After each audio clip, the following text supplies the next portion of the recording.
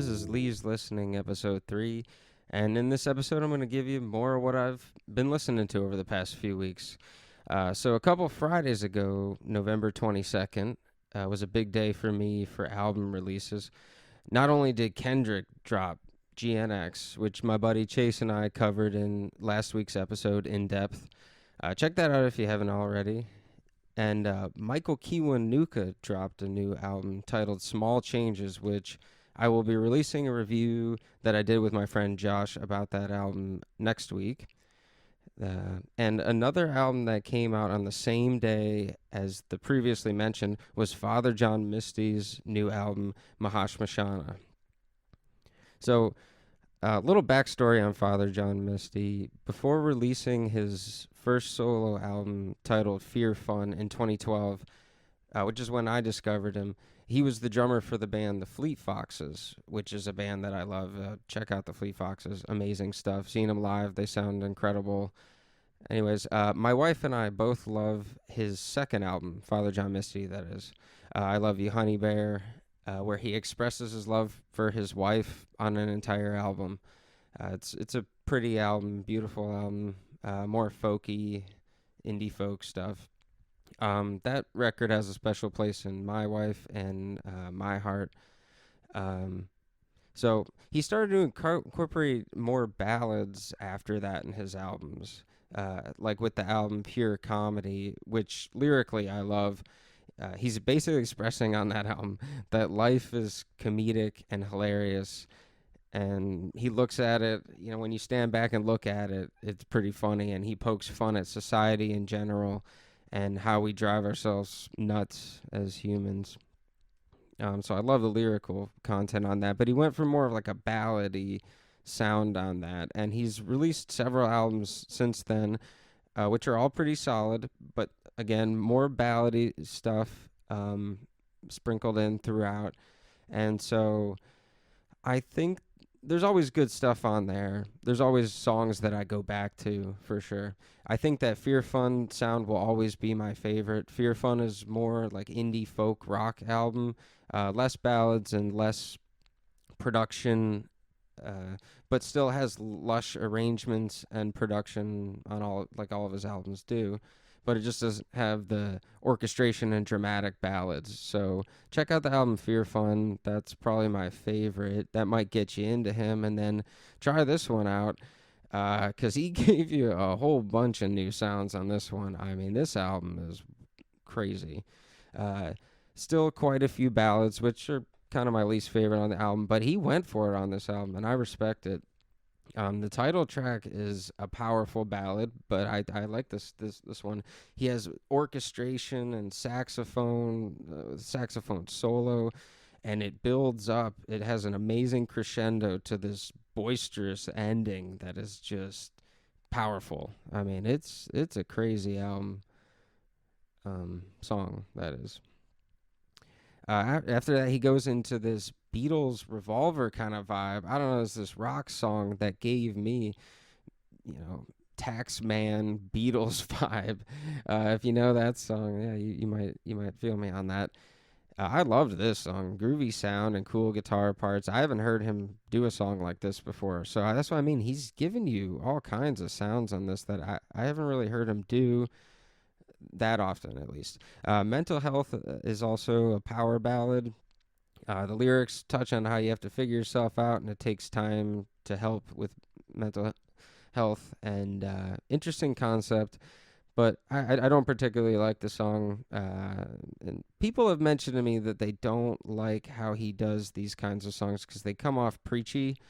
But I like the concept of it. He has always poked fun at modern life itself, and he has this smart-ass tone to him. So those are my favorite lyrics that he does. But some people don't like it because he's sounding, I guess, a little pretentious, some people would say. But I love it. I think he says some funny things on here. He's got a lyric that says something like God places disasters in the world to keep it interesting. And in his album Pure Comedy, he has a lot of those kind of lyrics.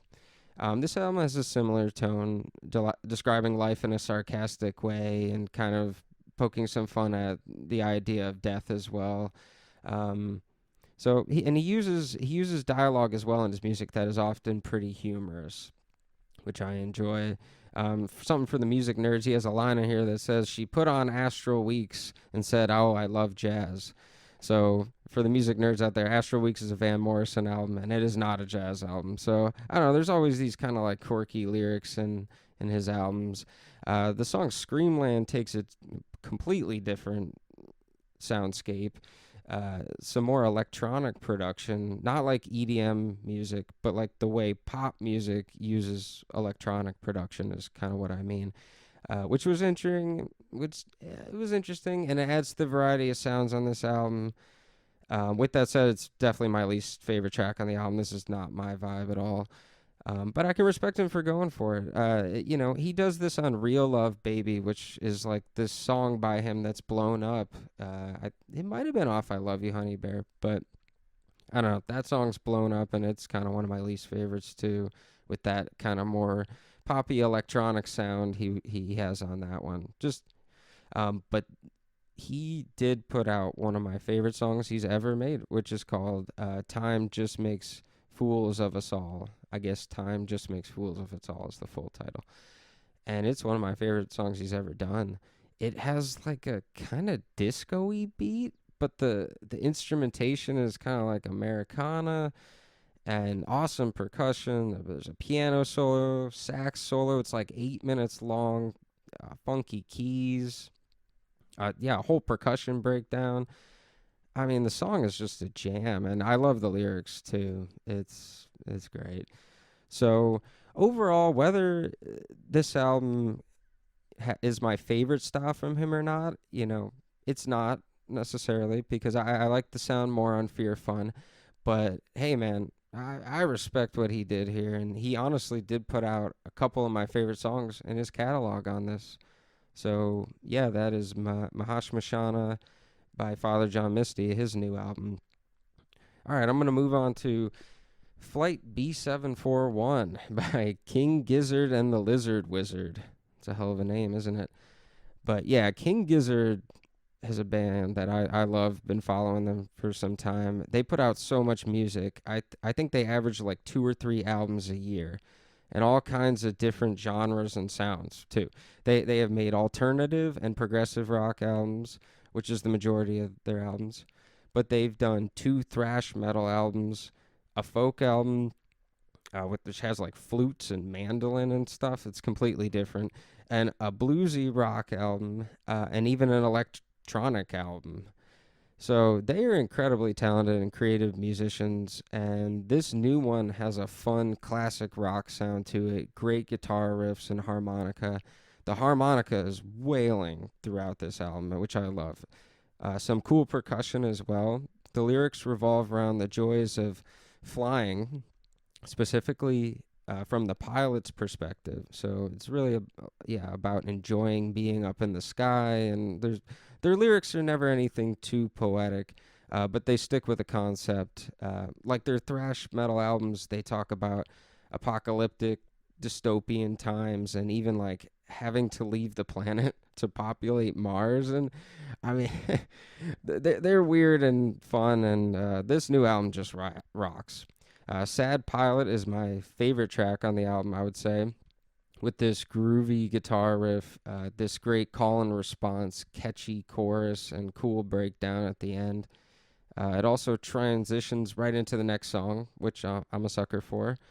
The first track, Mirage City, is great too, when it seems to end at 3 minutes, and then they come right back in with some high energy rock. The guitar riffs on this whole album are great, and like I said, it's some good old fashioned classic rock where I get like Humble Pie and like Foghat vibes. So yeah, check it out. And if you like this one, check out their album Fishing for Fishies. It has a similar sound to this one. And I just got to show my appreciation for this band, because I just feel like there isn't a lot of new creative rock music out there these days. And King Gizzard continues to hold it down and keep rock music alive. So shout out to them. All right, now I'm gonna move on to a bluegrass album, an album by Billy Strings called Highway Prayers. And this is just a very well done bluegrass album, just solid all the way through. It has everything I love about bluegrass: fiddle, banjo, quick guitar picking and playing. He gives you just straight instrumental jams on here. So some songs are just completely the instruments just ripping, but kind of well composed as well too. You know, there's good structure to them too. These are songs such as Escanaba, Malfunction Junction, and Sini Stretch, if I'm saying those those right. And they're just filled with guitar and fiddle solos, even a quick bass solo, I think, in Escanaba. These instrumental songs are well composed, and the instrumentation on this album in general is my favorite part.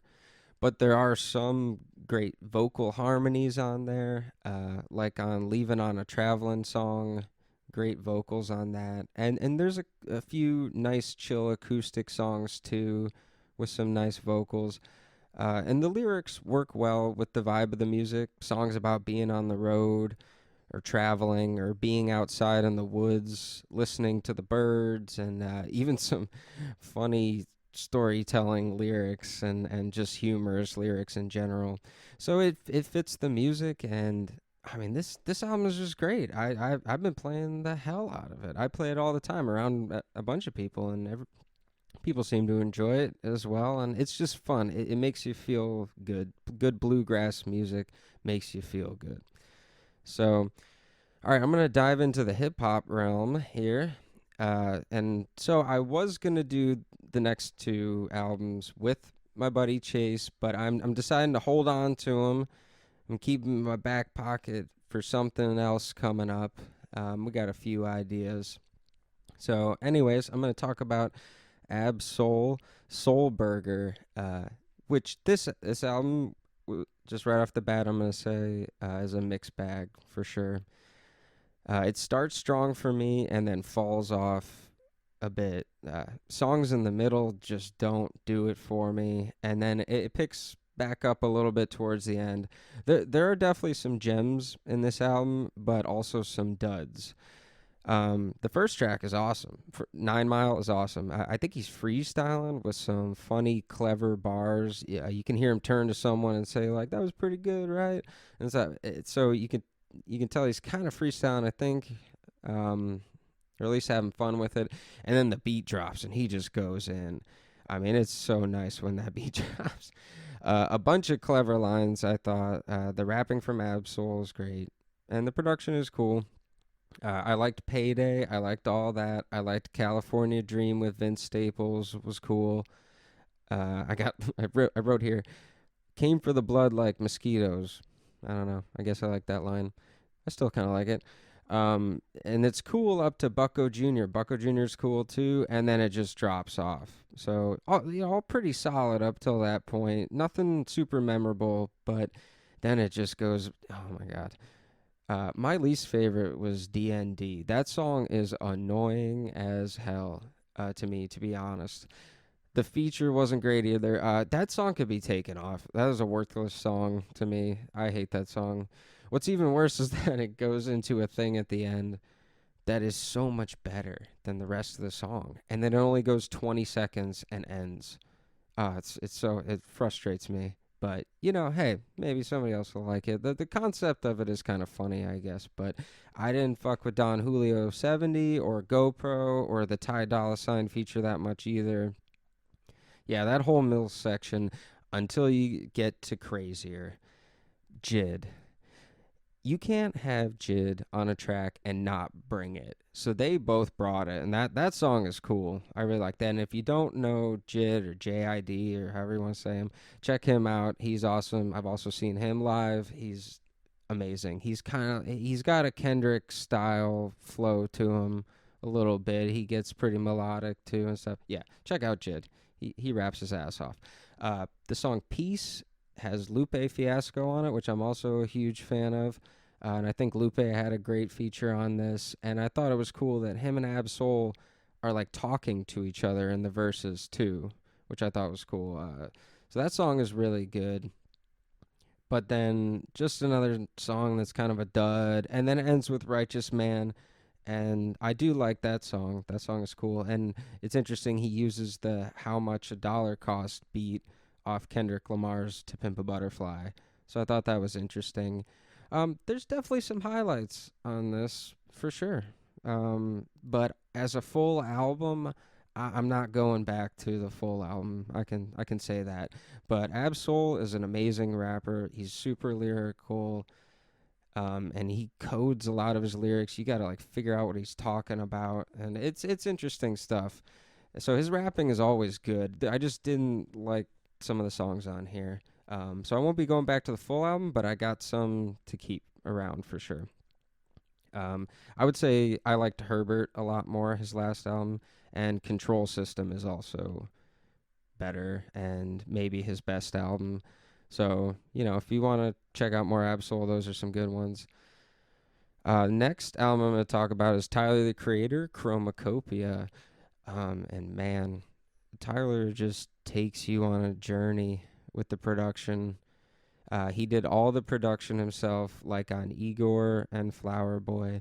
And with this album, he is producing, rapping, essentially curating a whole album himself.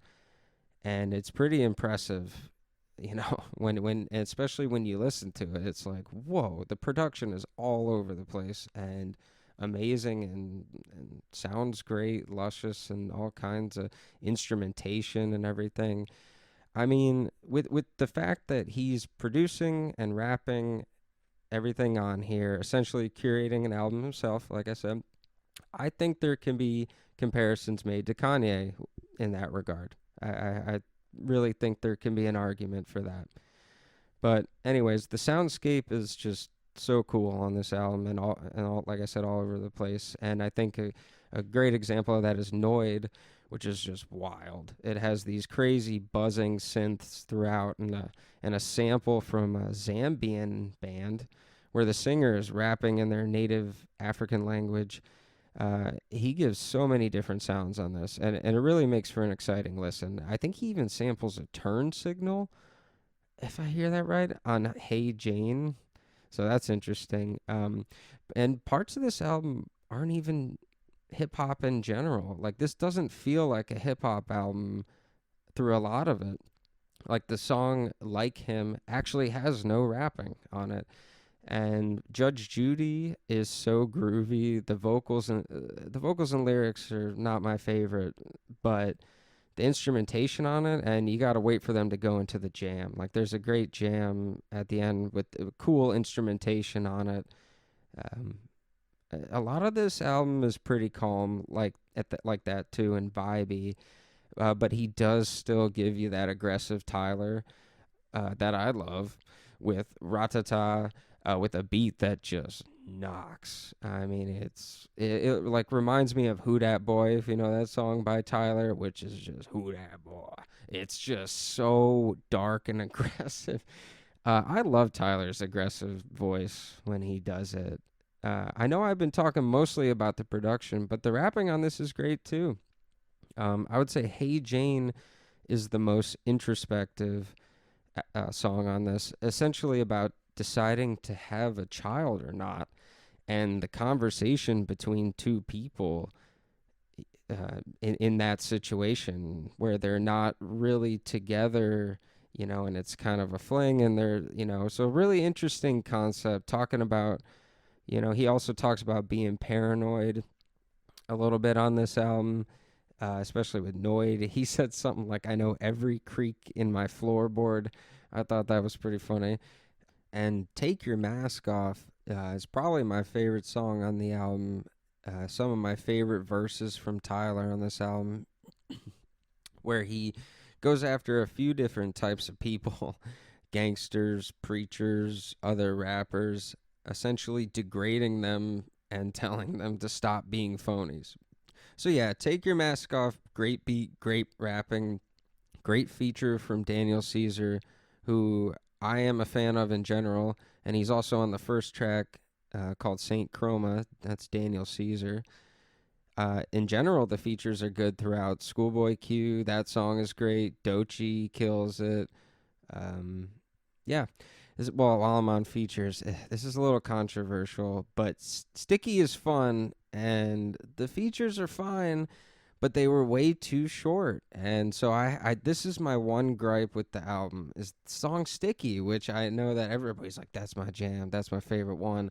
So I mean, it's fun, but they have Sexy Red, Glorilla, and Lil Wayne. And especially Lil Wayne, I was like, this verse is too short. What the fuck was that? And it pissed me off. I wanted a full Wayne verse, and that was like, he got like 4 lines or something. It was stupid.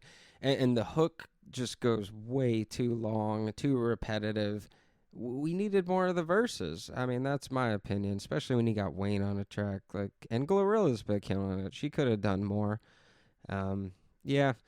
So, but I gotta say, I think there's a conversation to be had about Tyler being in the top rappers of our generation. He checks all the boxes, and for what it's worth, he's a Grammy-winning artist. But I think this album is one of the best hip-hop albums of the year. Top 5, I think. It's awesome. Yeah, it really takes you on a listening journey. So I'm going to dive... Oh, that was Tyler, the Creator, CHROMAKOPIA, if I didn't say it enough. But I'm going to go back in time because, you know, these are all new releases, but I'm always listening to other stuff too. And the album from the past that I want to bring up is Marshall Crenshaw's album, self-titled album, Marshall Crenshaw. And this is just upbeat and catchy pop rock. This album will put you in a good mood. It reminds me kind of, if I was describing it to somebody who hadn't heard, I would say like it's almost early Beatles, or I think of the movie That Thing You Do. If you've ever seen that movie called That Thing You Do, it kind of reminds me of that kind of music, but with an 80s touch to it, because I think this album came out in 82, if I remember correctly. But it's just fun, light-hearted songs about love and heartbreak, and great vocals and harmonies. I also think the guitar work is great, very, very subtle, but I love it. And yeah, so I think that's a good way to describe it, kind of. The Beatles with like an 80s, early Beatles with like an 80s touch, or like That Thing You Do. The most popular song on this is Someday, Some Way, which you may have heard, maybe, which I heard in a movie or something, and then I was like, man, I need to go back to that album. I probably hadn't listened to it in like a dozen years. I listened to it as a kid because of my parents. They love this album, and I know, shout out to my Uncle Dave. My Uncle Dave loves this album too, and he also loves the movie That Thing You Do that I just referenced, so he'll probably appreciate that as well. Shout out to him. But yeah, this album is so catchy. It is very sing-alongable, if if that's a word. I'll put this on while I'm cooking dinner and just dance and sing around the kitchen, especially on my favorite song, Cynical Girl. It has this rhythm and claps in there that make you want to clap along. So I'll be clapping in the house and shit. It's, I have fun with this album.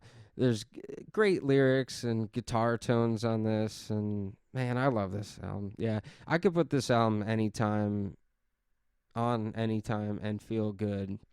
And it has some great memories attached to it, I will say, because like I said, my parents and my uncle, I know that they love it. So it has some great memories attached to it and connections to people, which I love. Those connections you make between people and music is one of my favorite things about music, and one of the reasons I started this podcast. So, all right, that's what I got for you on music. I'm going a little longer than I expected, but I got to give you some stand-up comedy. All right, so Jim Gaffigan, legend, came out with a new one called The Skinny, and Jim has lost weight. And in this special, he is discussing that and the use of weight loss medication, which so far I haven't heard a comedy take yet that is about weight loss medication. And he nails it. It is hilarious and self-deprecating, and he talks about how people treat him now that he's skinny, which he's got some material on brunch, and he also has a religious joke, and of course he's talking about parenting and how his kids are mean to him because they are teenagers, and he's able to he's so good at just taking normal typical topics and still making them funny. I mean, besides the weight loss medication one, I haven't heard that as a joke yet. I thought that was great. um so I've been watching his stuff as a kid, and he is just such a consistent comedian that I always enjoy watching. I mean, I think I had his special Beyond the Pale on DVD. I think it was my first stand-up comedy special that I owned. So, yeah, and he's got a family-friendly and a clean comic style to him. So, which I admit isn't really my favorite type of comedies these days. I like the edgy and inappropriate stuff. But Jim, I would say, is probably my favorite clean comic. And he did it again on this one. It was great. That's called The Skinny, Jim Gaffigan. So on the complete opposite, kind of, is Anthony Jeselnik just came out with one on Netflix. Oh, and Jim Gaffigan's on Hulu, by the way. But Anthony Jeselnik came out with Bones and All on Netflix. And he, again, is just bringing the dark humor, offensive in the way that where you just go, oh, that's gross, or cringy, or about it's about like death and horrors of the world. Like he has a joke about his friend dying. He's got pedophile jokes, priests molesting kids, and jokes about babies and child abuse and death. And I mean, it's it's dark material as always with Anthony Jeselnik, which when you say it sounds horrible and not sympathetic to people who have actually experienced such things, which there's a point to be made there. But he actually explains in the special, briefly, that his style of humor is called gallows humor, which he describes as when you see something in the world that is so horrible that you have to joke about and laugh about it, or it will destroy you. That's how he described it. And then he cleverly redirects it into another dark joke. He's so good. He's so good with the redirects. You think he's saying one thing, and then he throws you for a loop into a gross statement. It's not all dark on this. He does have some jokes about public figures like Mike Tyson, Joe Rogan, and Kanye West, which the Kanye joke is great. I thought that was great. He also tells a story about the late, great Norm Macdonald. I really, I thought that was great, and good plot twist and everything. I really enjoyed this special. The dark material is definitely a bit polarizing, I will say that. So I get it if you don't like it, but I think he is clever and hilarious as always on this. So, yeah, that's it. That's what I got for you. That is what Lee's been listening to and watching and all that. So let me know. Like I said, next episode is going to be another album review, and then I'm going to do a recommendations episode where I finally talk about everything that people have sent me. So I hope you liked it. I'm interested if you listened to any of the albums. Let me know. Give me your feedback. Let me know if you agree, disagree, whatever. So, all right. I'll catch you all next time. Thank you very much.